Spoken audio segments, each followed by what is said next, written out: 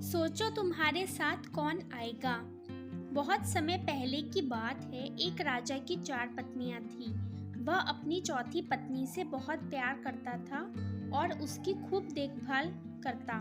वह उसको सबसे श्रेष्ठ मानता और उसे हमेशा खुश रखता। वह अपनी तीसरी पत्नी से भी प्यार करता था और हमेशा उसे अपने मित्रों को दिखाना चाहता था। हालांकि उसे हमेशा डर था कि वह कभी भी किसी दूसरे इंसान के साथ भाग सकती है। वह अपनी दूसरी पत्नी से भी प्यार करता था। जब भी उसे कोई परेशानी आती तो वह अपनी दूसरे नंबर की पत्नी के पास जाता और वो उसकी समस्या सुलझा देती।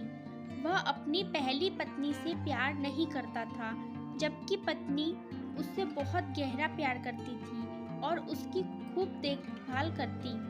एक दिन वह बहुत बीमार पड़ गया और जानता था कि जल्दी ही वह मर जाएगा।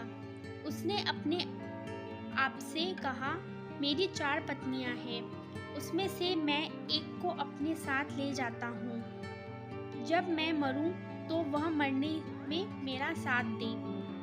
तब उसने चौथी पत्नी से अपने साथ आने को कहा तो वह बोली, नहीं, ऐसा तो हो ही नहीं सकता, और चली गई। अपनी चौथी पत्नी के इन शब्दों ने राजा के दिल को चीर दिया था। वे बहुत दुखी हुए।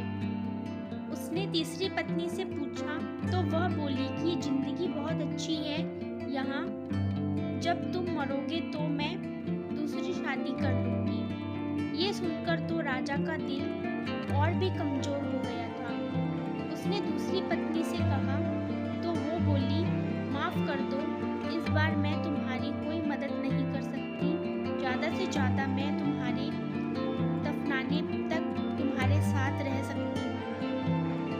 अब तक उसका दिल बैठ सा गया और ठंडा पड़ गया। तब एक आवाज़ आई, मैं तुम्हारे साथ चलने को तैयार हूँ। तुम जहाँ जाओगे मैं तुम्हारे साथ जाऊंगी। उस राजा ने जब देखा तो वह उसकी पहली पत्नी थी। वह बहुत बीमार सी हो गई थी, खाने पीने की अभाव में। वह राजा पश्चाताप के आंसू के साथ बोला, मुझे तुम्हारी अच्छी देखभाल करनी चाहिए थी, जो मैं कर सकता था। दरअसल हम सबकी 4 पत्नियां हैं जीवन में। एक चौथी पत्नी हमारा शरीर है।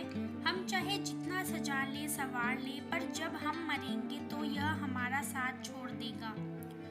दूसरा, तीसरी पत्नी है हमारी जमा पूंजी, रुतबा। जब हम मरेंगे तो ये दूसरों के पास चले जाएंगे। तीसरा, दूसरी पत्नी है हमारे दोस्त व रिश्तेदार, चाहे वे कितने भी करीबी क्यों ना हों। हमारे जीवन काल में मरने के बाद हद से हद वे हमारे अंतिम संस्कार तक साथ रहेंगे। चौथा, पहली पत्नी हमारी आत्मा है, जो सांसारिक मोह माया में हमेशा उपेक्षित रहती है। यही वह चीज़ है जो हमारे साथ रहती है जहाँ भी हम जाएं। कुछ देना है तो इसे दो, देखभाल करनी है तो इसकी करो, प्यार करना है तो इससे करो। ये कहानी कैसी लगी मुझे कमेंट करके ज़रूर बताइएगा। और अगर ये वीडियो अच्छा लगे हो तो लाइक कर दीजिएगा, शेयर कर दीजिएगा, चैनल को सब्सक्राइब करके बेल आइकन को प्रेस करके ऑल के बटन को प्रेस कर दीजिएगा। फ्रेंड्स, मिलते नेक्स्ट इंटरेस्टिंग कहानी के साथ। तब तक के लिए टेक केयर, बाय बाय।